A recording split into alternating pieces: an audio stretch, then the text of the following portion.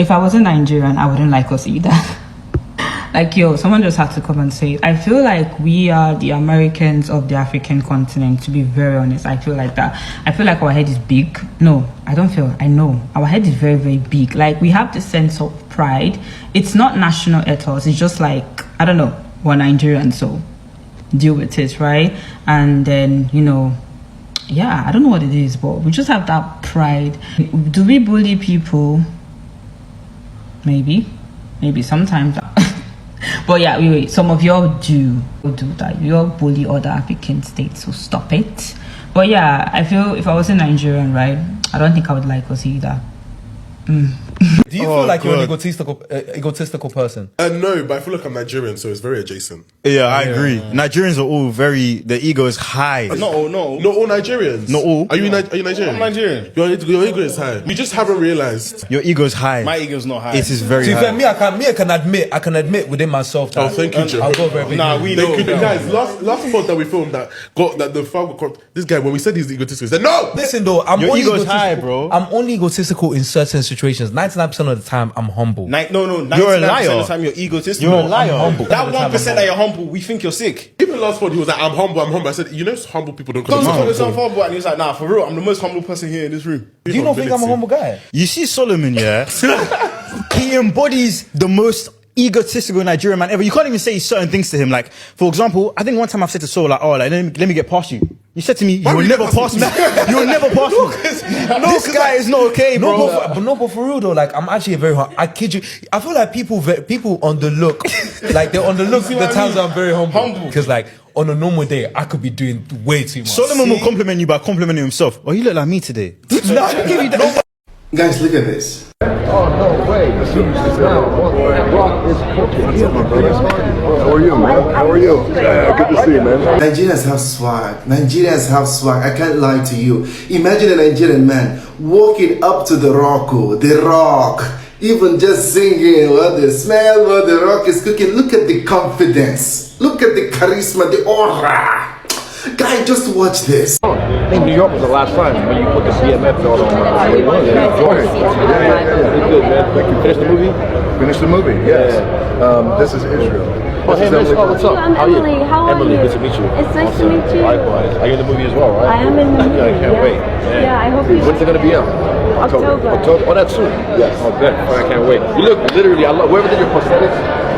Beautiful It's job. good. You look like him. Yeah, like it's so that. That's good. crazy, my man. Can't wait for you to see it. Likewise. Enjoy your night, man. Okay. Thank you. Nice to meet you. Nice to meet you. We're gonna walk this. Did you see the way Israel made the rock look small? Just equated the whole equation. Hey, I just watched the man. He came there, he hugged the rock. Did you watch that? He just hugged him. And he was just talking to him like, you know, like a paddy. I just have swag, I swear. Even the rock had no choice but to introduce his babe to Israel. I just love the way Israel comported himself. He didn't even pay attention to the babe, just focused on the rock, you know, and asked her, and they said, Emily Blunt, oh, you're Emily Blunt. Everyone is screaming, Emily Blunt, Emily Blunt. Who is Emily Blunt to Israel at this time? Like, Nigerians have name. Nigerians have name. He said, he was just talking to the man, controlling the conversation. And you know The Rock is very vocal, but in this case, in the front of a Nigerian man, the Nigerian man controlled the whole space. The Rock could feel that energy. Even asking him about the movie, asking him about it, The Rock had no space to... And Emily was just looking at Israel. She was expecting more engagement from Israel. No time for chickens. Israel, you do this one. He just focused on the rock, and then he was even giving him a face palm. He said, chop this, chop that. And you guys have swag. Wallahi, wallahi. Nigerians, Israel. Just that's the gallantry, you know? That movement alone. You see the rock? There's no South African I will ever. One thing I like about Nigerians is not about these things that you accuse them about. A Nigerian man, if he comes in here and speak, you won't doubt that this man has got confidence. So white people refer to them as being rude. That's why in Nigeria you don't find a lot of white people. Because when you speak to them and they don't hear properly, yes, sir. What do you mean by that? What do you mean? And then you think he's fighting, like, no, he wants to understand what he's not fighting. But you, they taught you that if you don't hear, sorry, sir, can you repeat that? So they enjoy that. They enjoy this submissive attitude of a black man, because to them you are boys and girls. They don't enjoy a person who speaks standing firm, looking right into their eyes and unshaken. That's what we should be.